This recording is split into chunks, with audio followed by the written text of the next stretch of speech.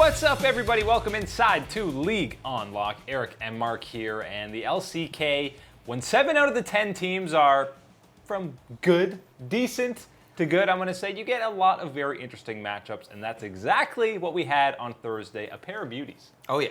Because, you know, when we're thinking about what happened yesterday, yeah, we had the excitement, of course, of Jin Air and BBQ, the big, tough matchup, and the snooze fest of Gen G and Kingzone at the top. But today, we had an awesome schedule of games. Yeah, it started off with Griffin taking on Hanwha Esports, who, if you jump way back to the start of the summer split, Hanwha looked like they were going to 2-0 Griffin, but they had a big comeback to get their first win. Then they went on a win streak, and of course, Griffin coming off a convincing 2-0 loss to Afrika, looking for some redemption against the boys from Hanwha in Game 1. And you know what their strategy should be? Don't run funnel comps. And oh look, they're not. Oh, there's no funnel in this one. We've got Viper, though, back on the Swain right there with the mages in the bot lane. And of course, you've got that Dr. Mundo being tanky up top. And First Blood, Lehens is amazing on the likes of Morgana and engaged champions, kind of like Tucson on Afrika. He just gets things rolling for Griffin, and we know when it comes to extended team fights, Griffin has been unmatched in 2018 summer, and that's exactly what you're seeing. Yeah, and you have to give credit to Lehens for this one, because you know who we were getting on top of for their loss to the Afrika Freaks was Lehens. He was sloppy with his play there and causing the First Bloods to go over to the Afrika Freaks. This time, though, his proactive play on the Morgana here, especially with those bindings, it was a real special treat to watch. Yeah, he was on point with them for the majority of the game. They lock up a Baron, and I mean, Hanwha's basically left to just watch. We'll throw away a few extra kills as well. By the way, Rather got the start again in Game 1 for them. He was on the Talon. He did get caught out a couple of times in this match, but interesting to see him there in Game 1 over Chovy. Yeah, you have to remember that Chovy was subbed out after that first loss to the Afrika Freaks. Rather came in and couldn't get the victory there as well, but you have it happen here again, that Rather comes in well to start it here, and he gets on the Talon, and he does make a couple of nice plays, but you're right, sometimes going a little bit too far in, and not exactly the most team-orientated plays. Yeah, but the mistakes aren't enough. Griffin take Game 1 in pretty convincing fashion, and Game 2, more of the same. Different champs in the bot lane, this time the Shen and the Vlad, but again, it's Lehens getting things going, back-to-back First Bloods in this one. Oh yeah, that's exactly what I've been talking about, man. He had to redeem himself after that performance, pretty much costing Griffin that victory against the Afrika Freaks. This time, he's being there right when it counts, getting those advantages early for Griffin. And in that second game, they rock the Zoe. And who's the best Zoe on the team? It's definitely Chovy. He's back in for Game 2. Whether it's just to give them both stage time, they didn't like what Rather did in Game 1. Chovy comes in for Game 2, and we know this guy's Zoe is nutty.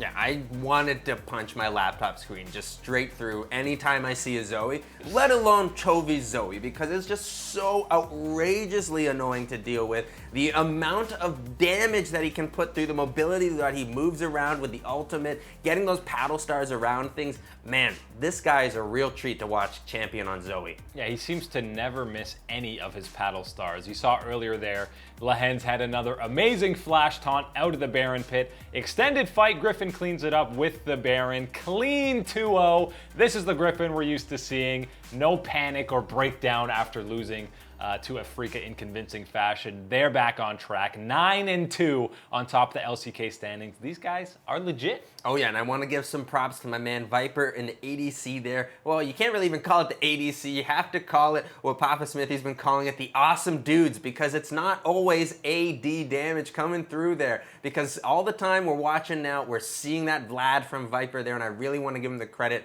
because we get on top of ADCs for not playing Vlad properly, not knowing how to do these team fights, but Viper seems to have it better, knocked down better than almost anyone else here as an ADC playing on the Vlad. You had to give him that respect, and that last team fight to come out of there still alive thanks to that Crimson Rush usage there, perfect. Yeah, he's the only one you feel comfortable seeing that Vlad in the bottom lane.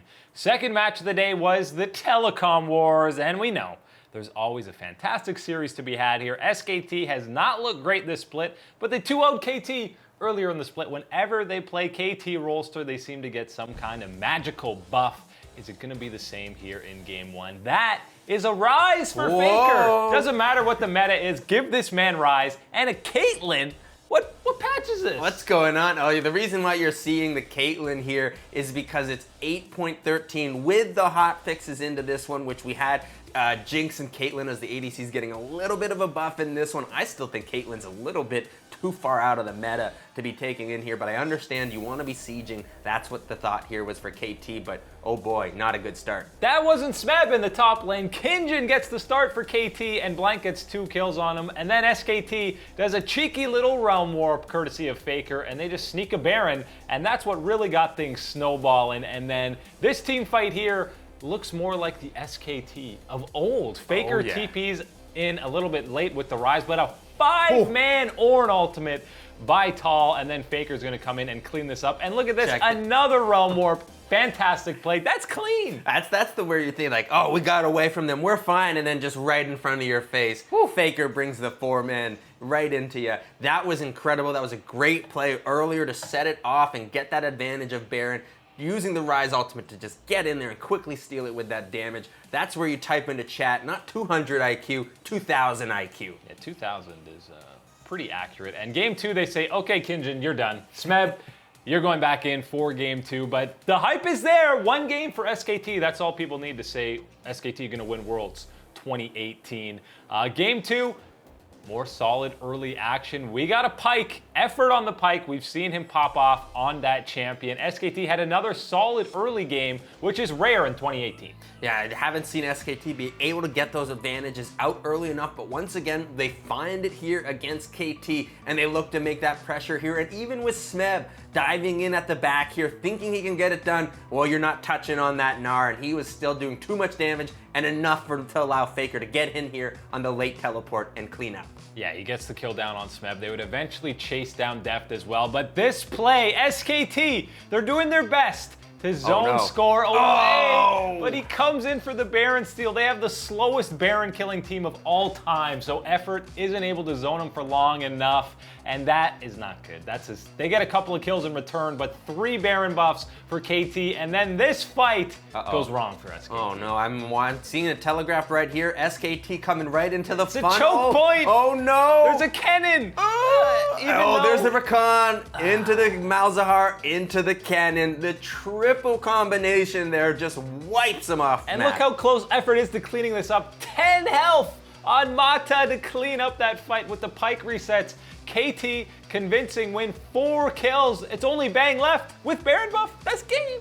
That's crazy. They're still down 3,000 gold and they win. Game 1 ends as SKT has the Baron buff and they find a fight for their liking and end it there. Game 2 this time, KT does it to them, taking that fight and ramming it right down. They had the lead even when they lost the game, but game 3 they got to play again, and it was sad if you're an SKT fan. Score just pitched a tent in the mid lane. Blank goes bottom and they lose a 2v3. Effort goes down on the support Gragas. This one was over by 5 minutes. When you're talking about, like, I mean, what can you do if you're Faker here? Like that play, there's not much to win the lane. There's not much that you can do other there. But I mean, even in that first play, he absolutely times the W blood pool perfectly. Redemption for Blank gets a steal back. Not a chance. Can you smite when you're in Bloblets? No. No steal there. KT has a massive lead. You kind of expected this. Game 2 was SKT's chance to take this series. Probably should have 2-0'd them, but KT gets the Baron steal, win a team fight, come back into game 3, and completely mop the floor with SKT. Yeah, and Smeb in this one, no, it was not the signature cannon. This time it was the Gnar, but oh boy, he was doing so much damage, and he didn't even have that crazy even advantage in CS and anything else like that on top of the Mundo there, but he was doing so much damage, almost 3-shot bang towards the Baron pit at one point. Just truly a great performance from Smeb and showing why that even if you want to sub him out, and I understand that Kingin is a really hyped up young man coming through the Korean scene, but you gotta say, Smeb is still the king. Yeah, I mean, you give him some stage time, obviously. Anytime Blank is looking great on a jungler, you're probably not doing something great there. But, I mean, game 2, that was for SKT to win. They had it. He had 2 levels on score for that smite, and he smited just a little bit early. But even after that, there was a lot of misplays in that team fight.